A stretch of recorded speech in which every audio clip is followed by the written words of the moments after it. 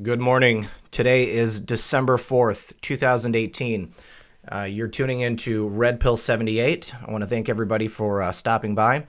I'd also like to, first off, before I begin, give a big shout out to my boy Space Shot 76, my good buddy, for sending people my way. I do really appreciate it, man, and I appreciate everybody who's coming over from his channel. Lots of good people over there, lots of smart individuals. Today, I've got a couple of good stories for you.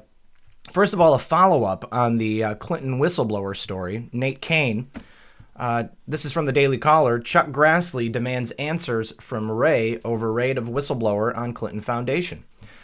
Goes on to say that in the wake of a bombshell Daily Caller News Foundation investigative report late last week, Senate Judiciary Committee Chairman Chuck Grassley demanded answers from the FBI Director Christopher Wray about a November 19th Bureau raid on the home of a recognized whistleblower. The whistleblower, Dennis Cain, who was once employed by an FBI contractor, reportedly turned over documents to the Department of Justice Inspector General Michael Horowitz regarding the Bureau's failure to investigate potential criminal activity regarding former Secretary of State Hillary Clinton, the Clinton Foundation, and the Russian company that purchased Uranium One. It goes on and says that Horowitz deemed Cain to be a whistleblower. He was protected. Grassley sent a letter to Wray on November 30th asking pointed questions about the raid on Cain's private residence in Union Bridge, Maryland. The Iowa Republicans sent a separate letter to Horowitz on November 30th seeking Cain's documents and citing the DCNF's reporting. Cain told special agent leading the raid that he was a protected whistleblower, but it didn't matter. 15 agents still came into Cain's home. They searched the house for 6 hours while Cain sat terrified in the living room. Can you imagine the adrenaline that would be pumping through your body? You've done probably the most riskiest thing of your entire life. Turned over damaging evidence to our government that government, the same government, was doing things to break the law so that you can help bring justice to our country and to the people who have been slandered and hurt by these individuals and to all of us, basically, because the thing that these people have done, it's treason. You know, they have actively worked to subvert our own government. And after you do something like that, the FBI comes in and just destroys your home. And you know that those guys are not going through that place with kid gloves. They are basically tossing and turning every nook and cranny in Nate Cain's house, just destroying it. I mean, think about how long it would take you to clean all that stuff up. So Grassley states that Grassley stated that he asked Wray if the FBI considered Mr. Cain's disclosures to be protected, which of course we know they are, because the Whistleblower Act protects federal employees who disclose classified documents to the proper authorities, and that includes the Inspector General.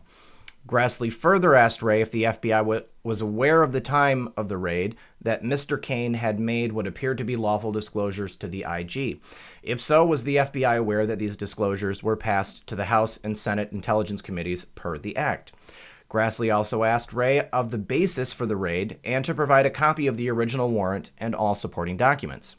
The raid on Cain's house was permitted by a court order issued by federal magistrate Stephanie A. Gallagher of U.S. District Court of Maryland of Baltimore. She's going to have a lot to answer for.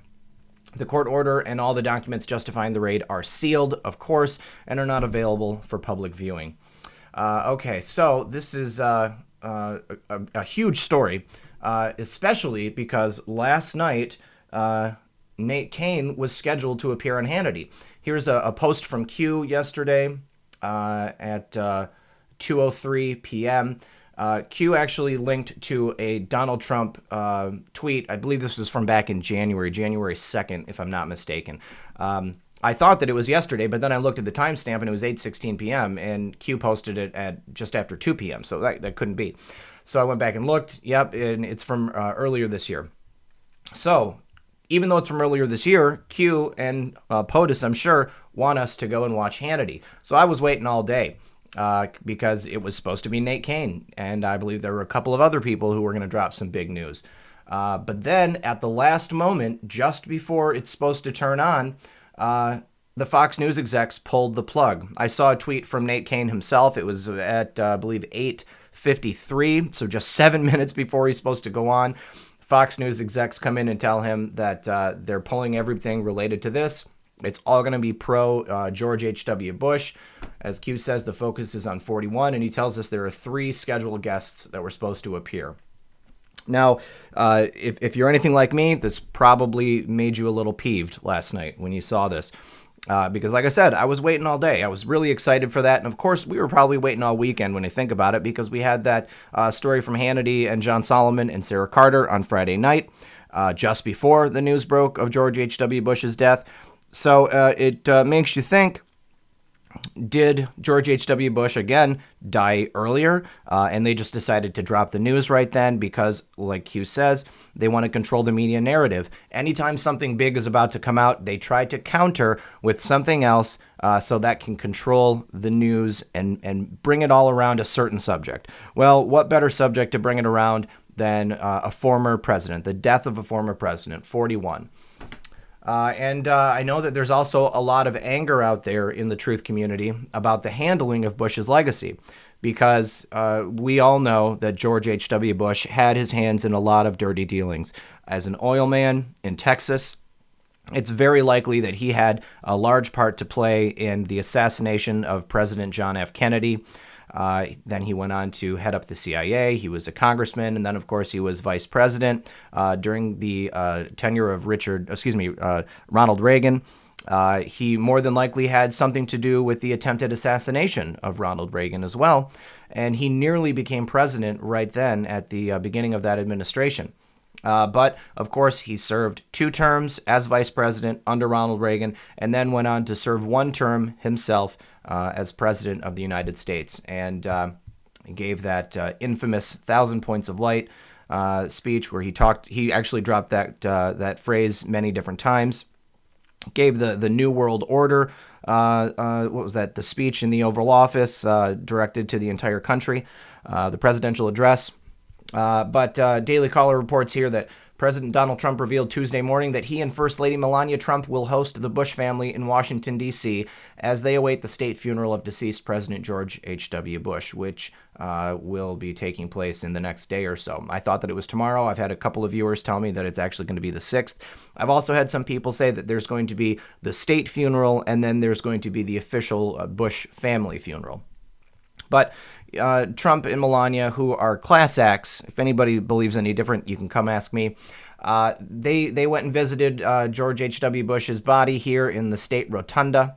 And, regardless of whatever you want Trump to do, Trump is a master gamesman, okay? Like, he knows exactly what he's doing.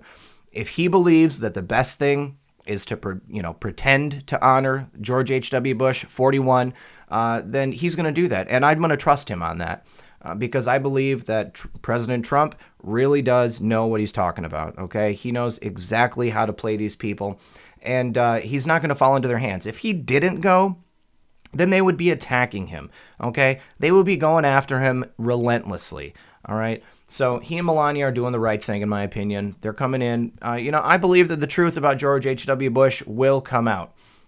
Maybe it's not the time right now. Maybe we need to have our president honoring him, quote unquote, and his legacy, even though, we all know what that legacy actually means. But this way, Trump gets to avoid being attacked by the press, regardless of the fact that they are always going to attack him. So, I respect President Trump, and I respect what he's doing, and I think that he's doing the right thing. Here's something I wanted to call attention to. What is W looking at over there? Is someone giving him a hand signal? He also does not have his hand over his heart. Why is it that the Bush boys don't have their hands over their hearts? It's very strange. Very strange to me.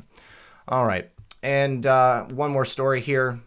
Actually, I've got a couple more. What am I talking about? This is another report from the Daily Caller. Google won't answer these questions. This isn't related to conservative censorship. I bet all of us have had experience with censorship on social media platforms. I personally abhor social media. I don't have a Facebook. If you want a Facebook, more power to you. That's up to you. I think that Facebook is evil. I think that they are doing more than any other platform to try to mold the social consciousness. They have that survey about pedophilia. Are you okay with pedophilia or whatever it was? Disgusting. No, pedophilia is not okay, but they're trying to normalize it. They're trying to make it something that people are going to be okay with.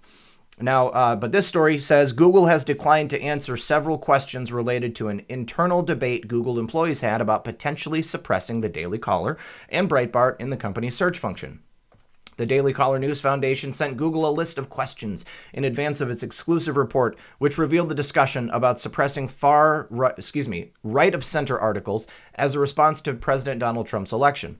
Google issued a statement for that story in which the company denied ever manipulating search results for political purposes. Lies. Google's statement did not answer 4 specific questions from the DCNF, and a Google spokeswoman declined a follow-up request for answers to these questions, which are posted below. 1. Is Google aware of other instances in which employees advocated for suppressing the Daily Caller or Breitbart? I would postulate that the answer is yes, an emphatic yes. 2. Google engineer Scott Beyer wrote in his post, "Let's make sure we reverse things in 4 years." That's a hell of a quote. He seems to indicate that Google employees should take actions to make sure Donald Trump doesn't win re-election in 2020. I think that's exactly what he was posting. Is that a use of official Google communications that the company approves of?